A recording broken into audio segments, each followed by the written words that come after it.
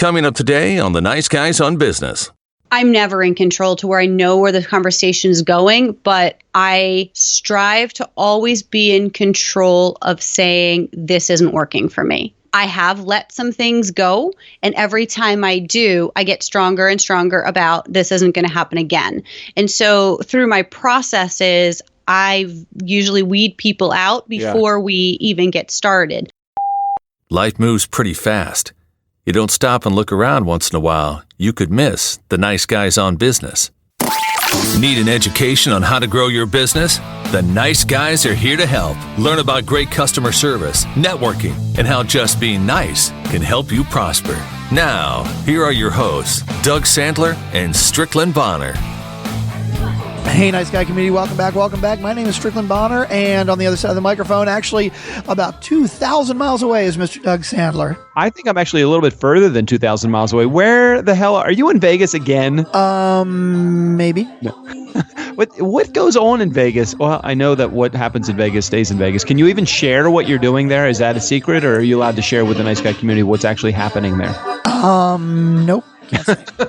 It's a big secret. I am at Evil Pie right now that we'll talk about tomorrow, more on tomorrow's show.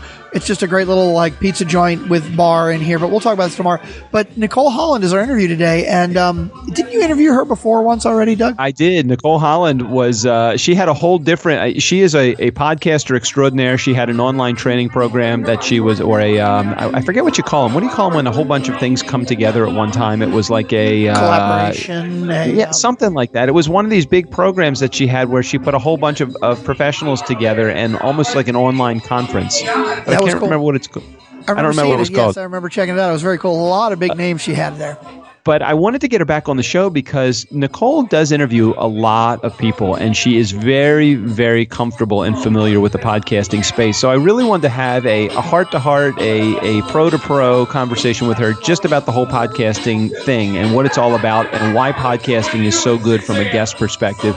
And even if you don't think that you actually are a valuable a product or service to sell on your own, like if you don't think that your brand is important, Nicole and I, we debunk that entire thing because we really do chat about the importance of presenting you as a podcast guest to the world as a way to market your products and services. Well, Doug, my opinion is if you feel that your product is not really that important, that you would want to talk about it on other podcasts, then you're in the wrong business. You got to find a better product or a better service. I guess I misspoke there. What I meant was if you don't feel like you represent what your product or service is about, like let's say you get on a show and you just want to talk about everything and nothing related to your product. Like Strick, I have a book, I have speaking services. I mean, we don't talk about that stuff at all. No, not much.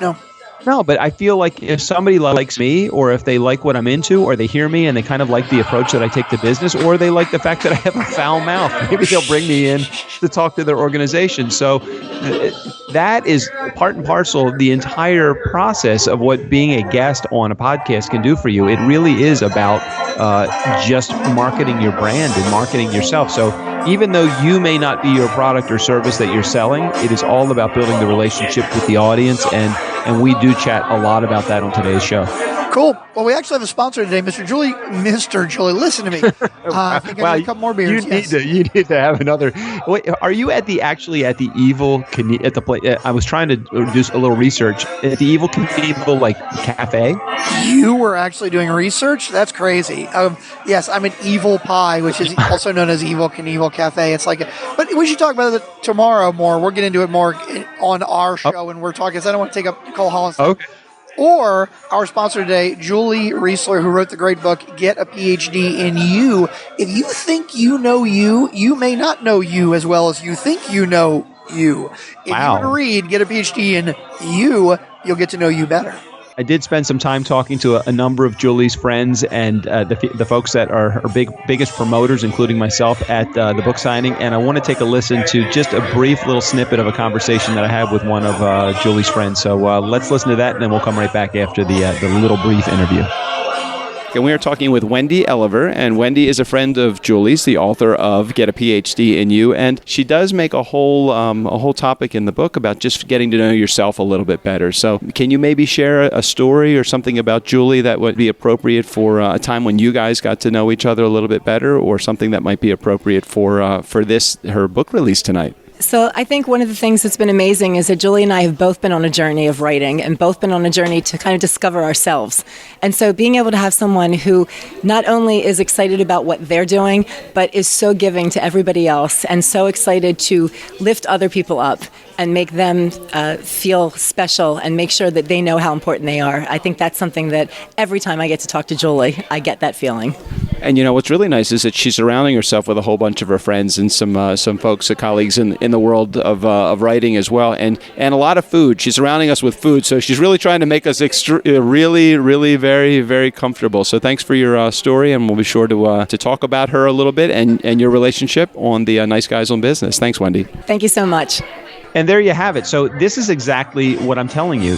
Julie, she knows what she's doing. She really does. She understands. She's been through the struggles herself, and she really is a person that can help you connect a little bit more with you, and I think that is so important. So check out her information in the show notes. It'll give you information about how to get her book and get a PhD in you. I think it's just getaphdinyou.com, isn't it? It is, exactly. Getaphdinyou.com, or you can go to the show notes, click the link, and it'll get you right to where you can purchase her book. So can we get to our interview with Nicole? Nicole Holland, I think it is time to get into that. Nicole Holland, round 2. This is the second interview with her, but you guys definitely take a different tack with this one. I think it's very interesting. Anybody that is running their own business and is trying to get more customers and figure out how to get on more podcasts, this is the one you want to listen to. So let's get on with it with Nicole Holland.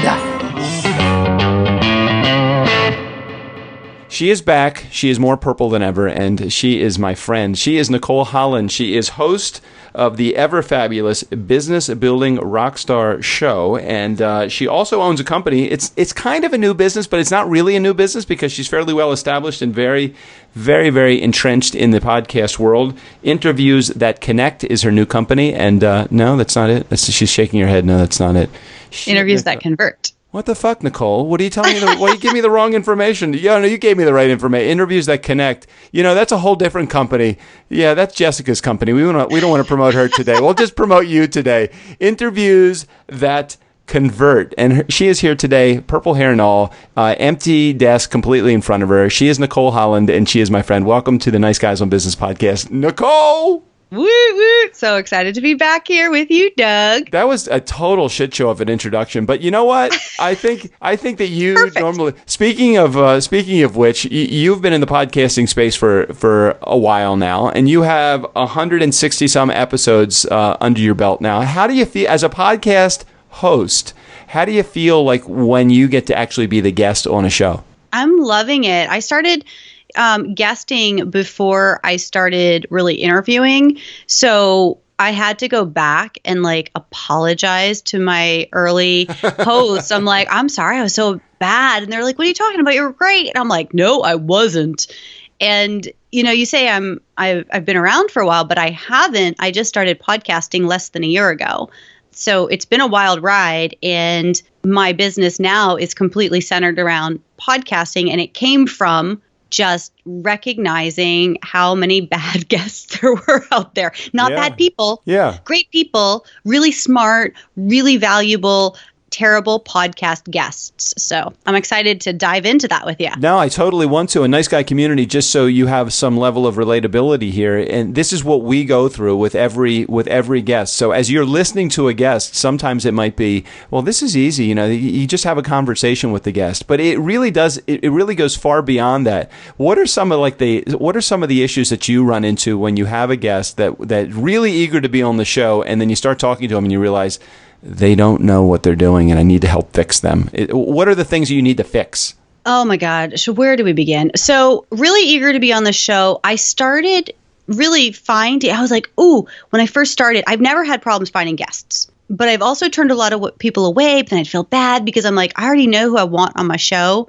And the people say yes to me generally. So I never needed guests, but then I would have like different booking companies pitch me people, and I'd have like different people who were somebody in the industry saying, hey, I want to be on your show. And I'm like, okay, cool. Okay, yeah, I got to say yes. And then I was doing all these interviews and I'm like, you've never even fucking heard my show before, clearly. Like, you just see that I'm in new and noteworthy. And it took me a while to figure that out, that, you know, these people writing me messages weren't writing me messages. They were just writing messages to anybody and anyone they could get a yes from. And so they were looking just basically to get on a show. They didn't care. Yeah. They didn't care what hooker they were hooking up with. They just wanted to get laid. and they exactly. Really, and so how do we fix that though? So again, Nice Guy community, as you're listening to this is pretty typical in the course of what we go through in order to get a guest. We are bombarded. If you and I'm not saying this because we're great podcasters. I'm saying this because we have a show. And when you have a show, you are just happen to be laying claim to every salesperson that's out there want to sell themselves onto your show, and that's what they try to do. Well, and I'm going to argue with you on that because, you know, you care about your community. You have cultivated a community here, and you are a pro. And that's why people want to be on your show. And same with me. People want to be on my show because they see that I'm a rising star. And even though I might be new, they're like, oh, I want to ride that train.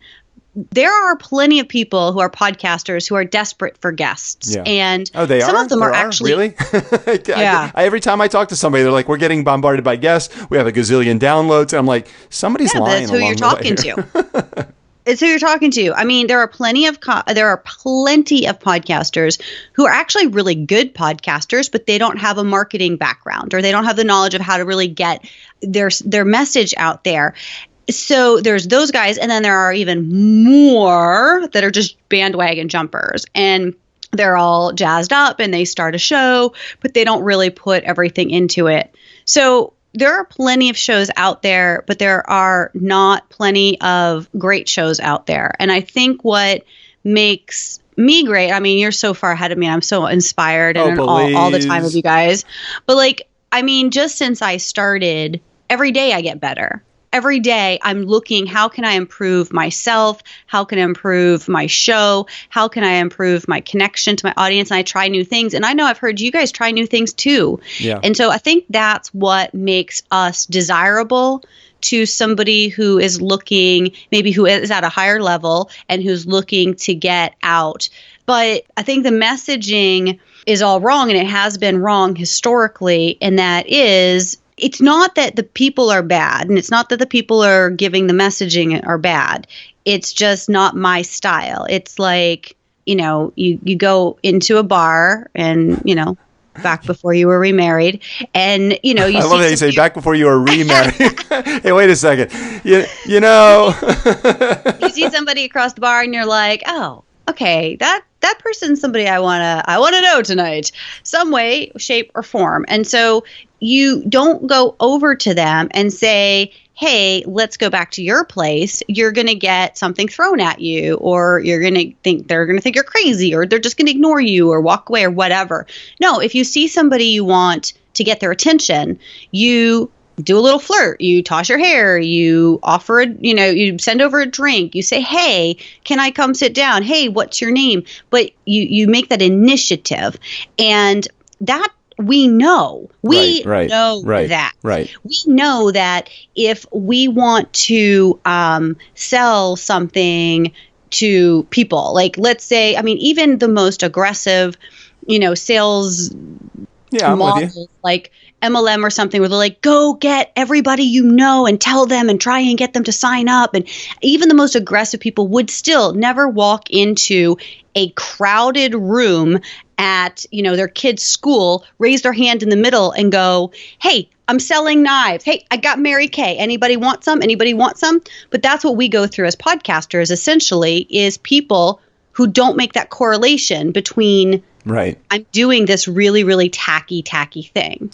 Right. And so tell the nice guy community just the process, just so you know. First of all, why is it important to be a guest on a podcast? How is that something that can really benefit them? You know, people use podcasting as a form of entertainment. I'm hoping that the Nice Guys podcast is a form of entertainment for many people, but we also like to add value to their lives by adding an educational component if we can.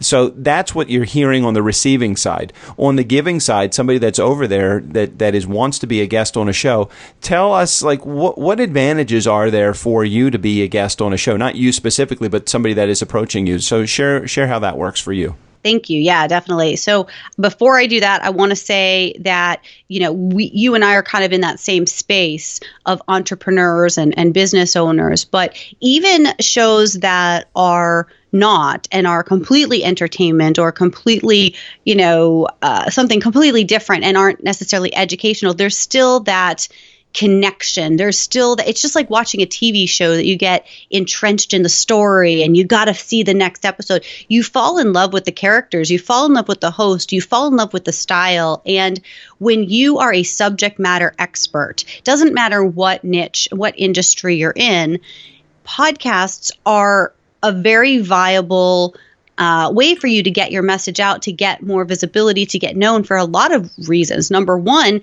I'm coming in here. You already love me. So you're talking me up. Your listeners may have never heard of me before. Right. And here we have instant connection, your listeners and I, because they feel like. Yeah, I was going to say, let me just share a quick story just because, there is an instant connection between the two of us because we've had a chance to meet and greet each other many times online and et cetera. And you were on the show and you were a great guest on the show.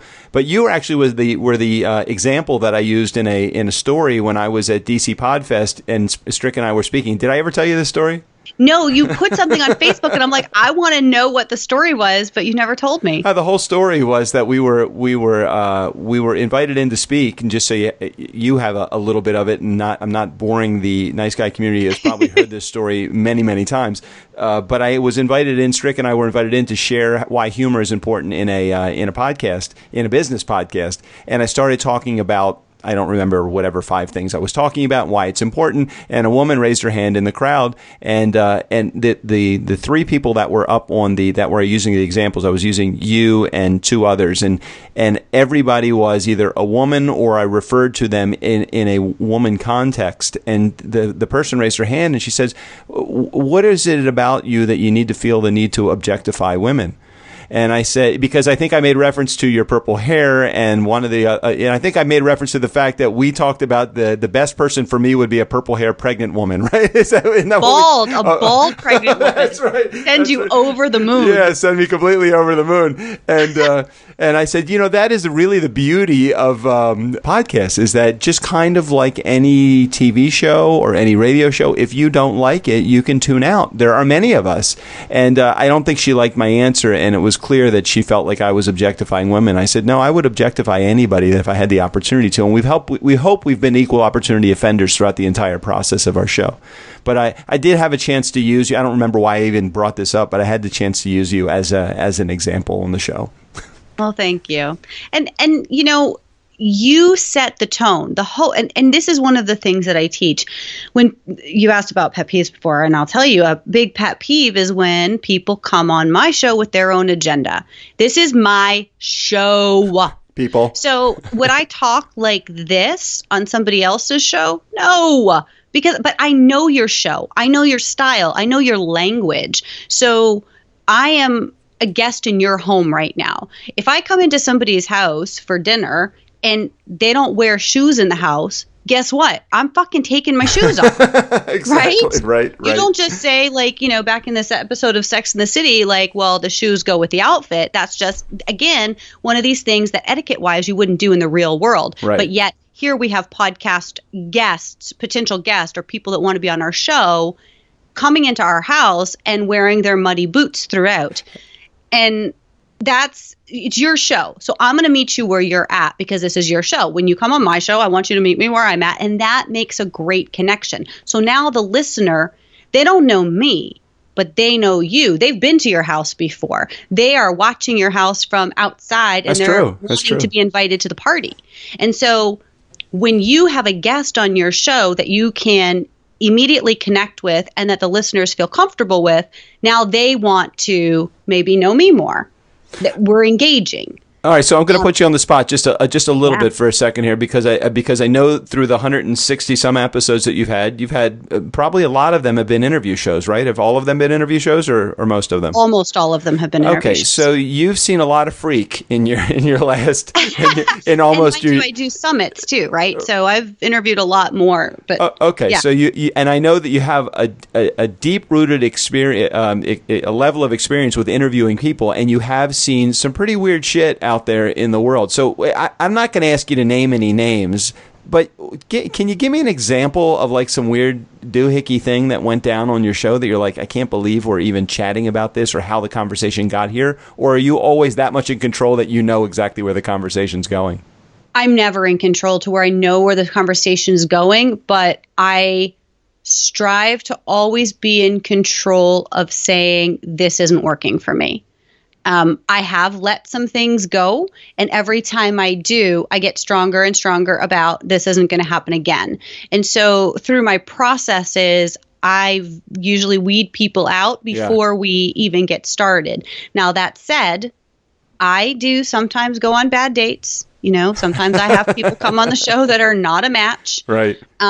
Anything that's left you like feeling compromised by, or just kind of like that's felt just a little slimy on that deal. Just but nothing like I can really say, like nothing that somebody's gonna be like, oh my gosh, like nothing scandalous, but just allowing people to come in and drive the bus and me like sit down and not take control. And I think that comes with maturity, that comes with, the age of the show and my experience as a host. And that's why I can say, like, if I listen to the shows that I did, 6 months ago, 7 months ago, if people say, oh, I listened to that, I really loved this show, it was like episode 50. I'm like, oh, fuck, man, don't be judging me on episode 50. Right. Like, listen to episode 150, because we're in a whole different place now. I can remember, this is probably not even a year ago, having a conversation with somebody and getting all the way through the interview and then just kind of like replaying the interview before I hung up or got off of Skype. And I just said, I need to say something to this guest. So what I basically had said to the guest, and I don't remember his name, and certainly I wouldn't use it if I did because I don't want to put him in a bad spot.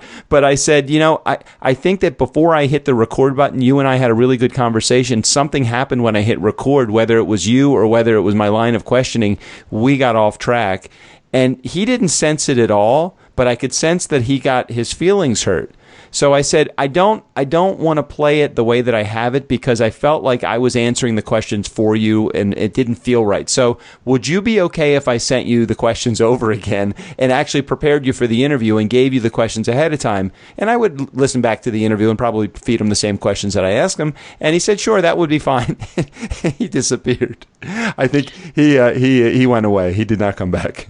I had a couple who, so I haven't, okay, so recently there was one interview I did that it was okay. The interview was okay, but the relationship with the person didn't feel right after the fact. And so I made the decision I'm not airing that. I've done that a couple of times because, and I am more aware now because I have promoted people that then turn out to be people who I feel like I can't believe I promoted them because, and I can't tell people, I can't say, oh, by the way, I promoted like Joe Blow. Do not do business with Joe Blow. He's in jail right now. Not like that, but just you learn things about people and you're like, ew, yeah, slimy, right? Yeah. So I have done that a couple times. Actually, really, really recently, as in like within the past week, I did an interview with somebody who it was so difficult because they are used to old school. They've done tons of interviews and they're prepared with their sound bites. And it's one of those things that it drives me nuts. And I had to say to this person after, because it was a difficult conversation, we talk great.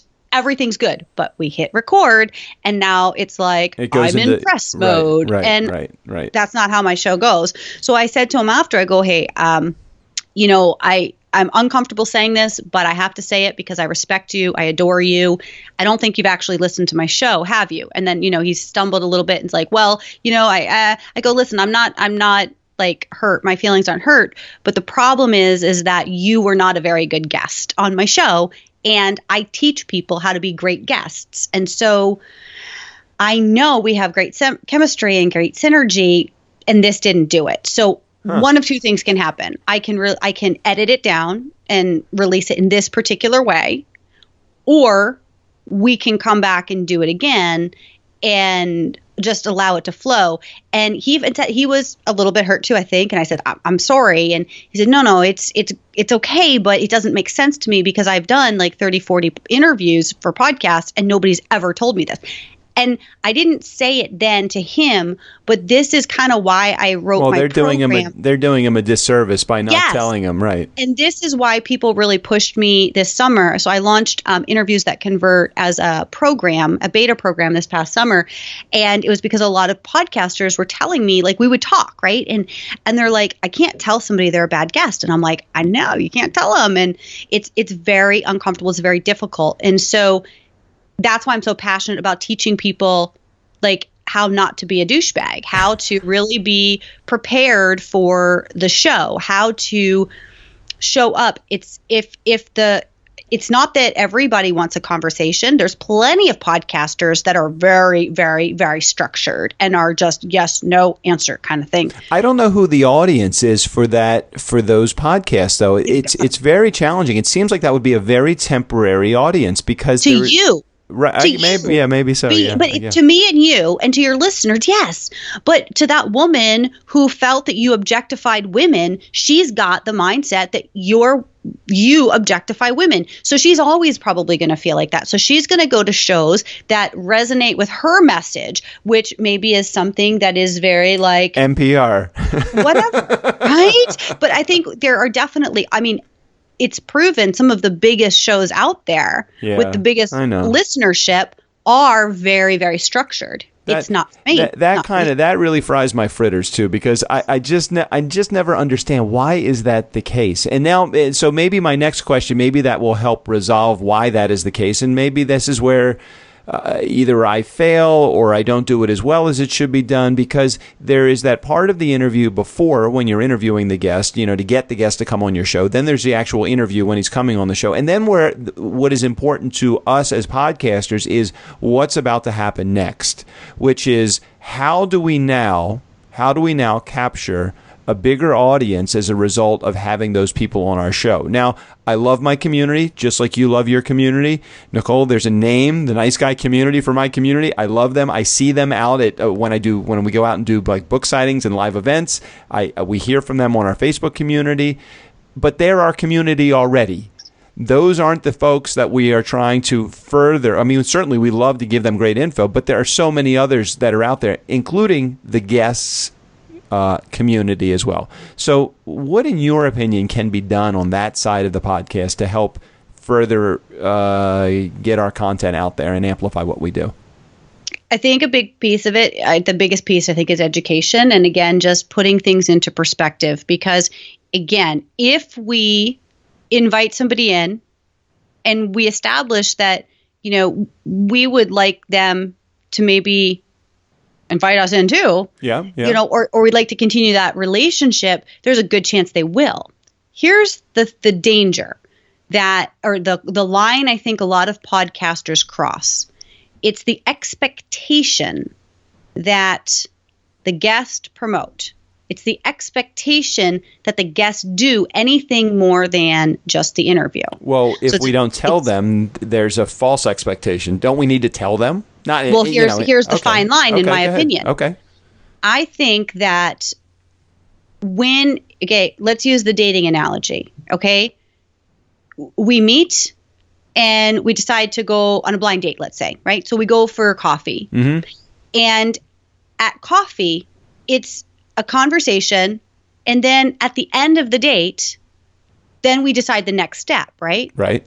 But if the podcaster comes in to the date saying, hey, just before we go out, just so you know, okay, after the date, I want you to do this for me. So, hold on. I want you to do. But hold on. What do you want them to do to you, Nicole? Hold on, okay? Because I'm going to get to my point. I think it's really okay, all right. Yeah, I got my mind all was all going. You and your purple hair, Nicole. Maybe I didn't think about the analogy well enough, but it's to say, hey, okay. I'll give you an example, and maybe this is more relatable. Like you say yes to a date, you think it's going to be great, and then all of a sudden you start getting weird text messages and okay,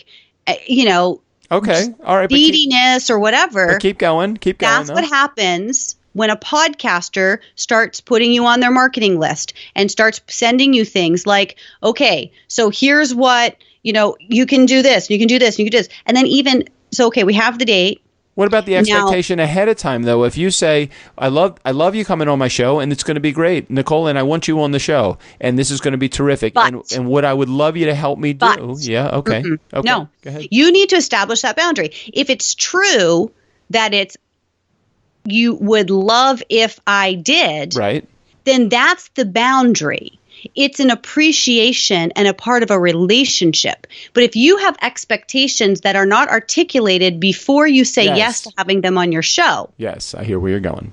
Which this is the problem. That people will say, I'd love to have you on my show. The guest says yes. The host says yes. We're good. We're going for coffee. Right. Now, P.S. Before you get there for the coffee, here's what you need to do. Now, the guest is like, do I even want to have coffee with this person? No, but if before you say to the guest, I want to have you on my show, you say, here are and again, I created this whole marketing thing in a nice way before they come on my show to say, okay, great, but here's what we're expecting. Yes. We've even had a conversation about this. I would love to have your guest that you're sending in my direction. I don't want them to come on the show unless they understand it would be really appreciative Hold on, though. Okay. Because I haven't even finished what I was trying to say in the first place. Shit, I like to interrupt you. So here's the thing. And I'm saying hold on because I really want, if anybody's listening, I really want them to get this distinction. Okay. So there's three issues here. I'll shut up. Okay. Let's just say the best way to do it would be you as the podcast host know what your expectations are and you do not sway from that, period. You put your stake in the ground. You say, this is the deal.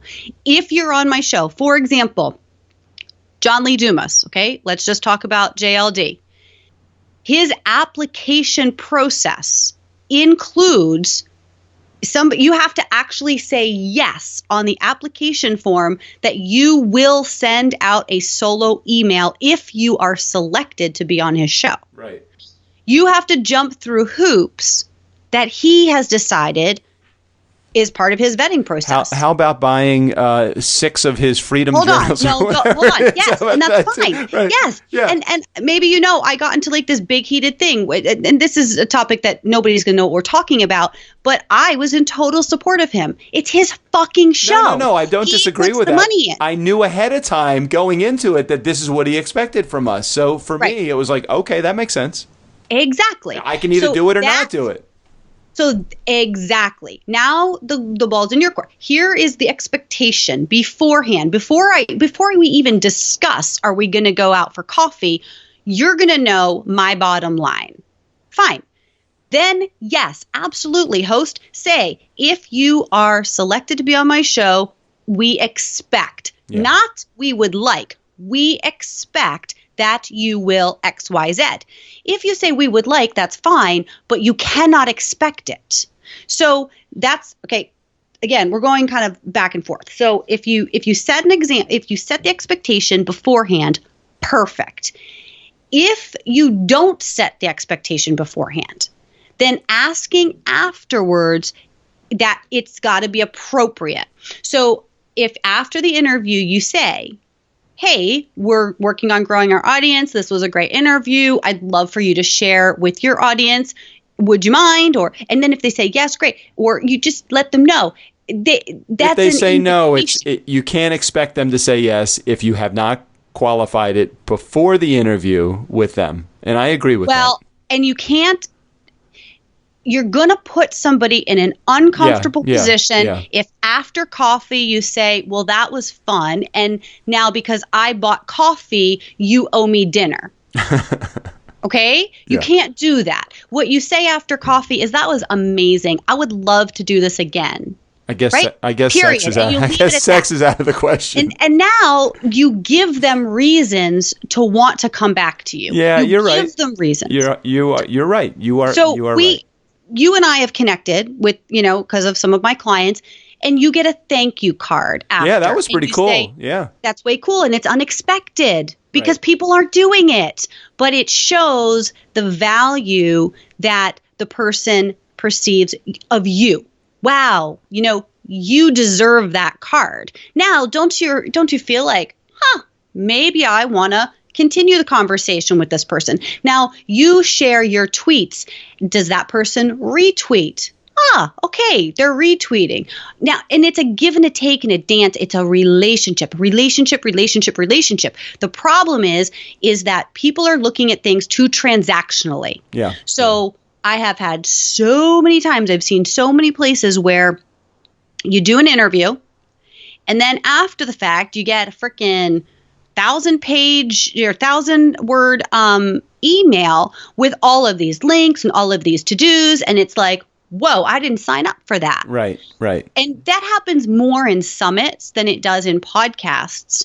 But there are a lot of podcasters being taught, and especially early on, you need your guests to promote. And so they come from this desperate space of, we need you to promote, rather than saying, hey, you know what? I am only going to have people on the show that I really dig and that I expect really dig me and that want to share about it because it was awesome. The better I position my guest, the better I provide value to my guest. Why wouldn't they want to share about this? They're a freaking rock star.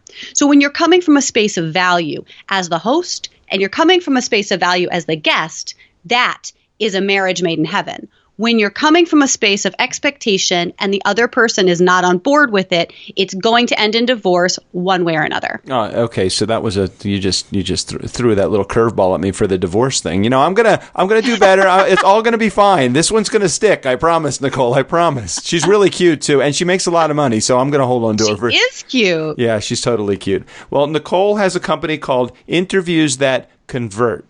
Is that correct now? That's my website, yes. Oh, it's not the name of your business either?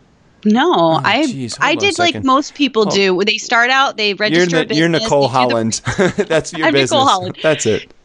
Yeah, no, I'd made the same mistake most people do, and there's no sense in changing that. I just have the website. Okay, so the website is interviewsthatconvert.com.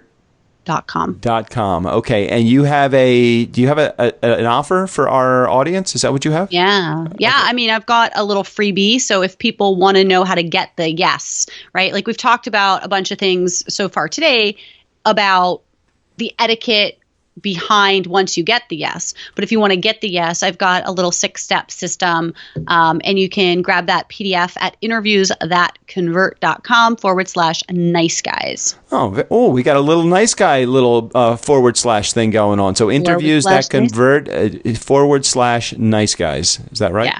Okay. It is, but if you're going to look it up right now, Doug, it's not there. I'm not going to look it up right now. I'm not going there, I promise. I don't even know how to do that. I don't even think I'm calling you on my computer. I have no idea how I connected with you. Nicole, let's head to the rapid fire Q&A. 5 questions I'm going to ask you. Did we do this the first time you were on the show? Do you remember? I don't know. Oh, I don't know. You've been on so many shows. Okay. So here's what's going to happen. I'm going to ask you 5 questions. I'm going to give you 15 seconds to answer each of the questions. Just tell me the first thing that comes to mind. I'm going to do my best not to step on you, although I really stink at this part. So I'm going to step on you probably, but here we go. Are you ready? Yeah, and I think I did it before, but let's see what comes out now. Yeah, let's see what comes out now. Okay, be relatable. What do you suck at, Nicole? Hiring. Oh, that's good. Well, I can tell you have a cat because I keep seeing your cat crawl around behind you. So somewhere your cat is. So, okay, hiring, that's good. Be transparent. How did you pay your bills when you first got going? Credit. Oh, that's really good. Excellent. No. Well, did you pay it off? Still working? I'm working on it. Okay, all right. Be confident. What do you do as an entrepreneur that's as good as it gets? Podcast interviews, teaching people about podcast interviews. Even if I'm not the best interviewee, I know my stuff, so I can help other people. What's really good, though, is I've heard you interview people, and I know how you do your job, and what I think you take into account, which a lot of people don't, is that which I think is tremendously important based upon the business that I actually own, is you take the human element into account. And most people, while they say that they do, it's just lip service. I know you care about your clients because I see how you treat them. I hear how they talk about you when you're not there, because I've interviewed some of your people, and I can see what you do to further enhance those relationships. So nicely done on that, on all of those fronts. Thanks. Be humble. What experts do you need to call upon to make shit happen when shit's not happening?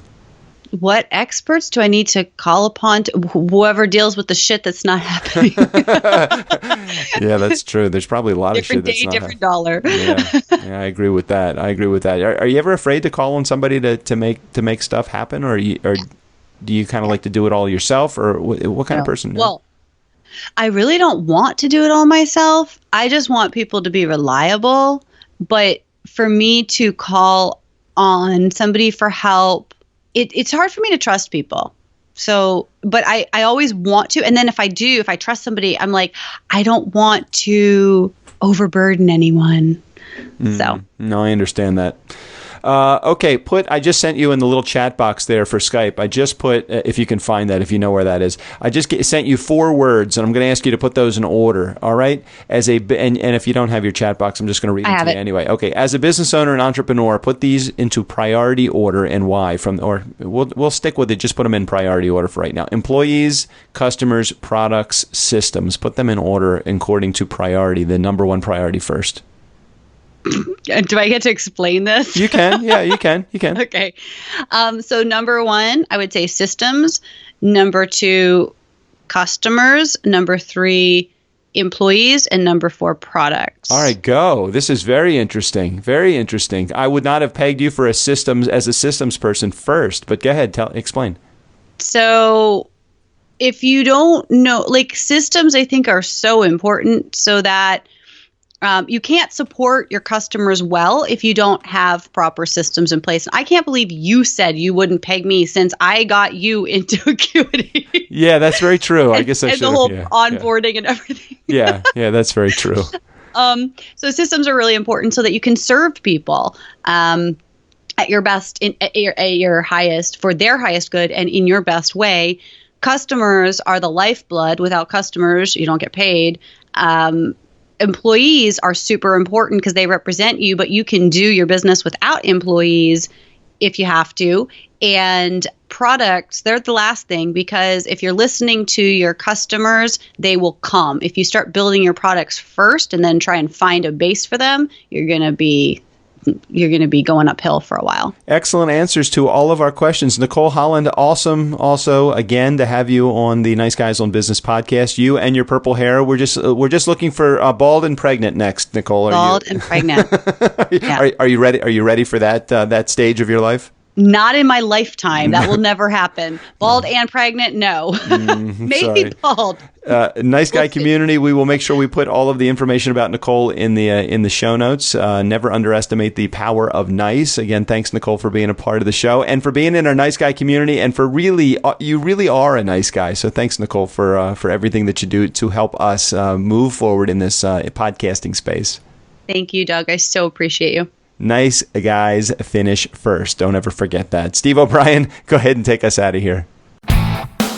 Monday and Friday interviews, and Tuesday, Wednesday, and Thursday are all about the nice guys and the occasional nice girl. But don't tell their wives that.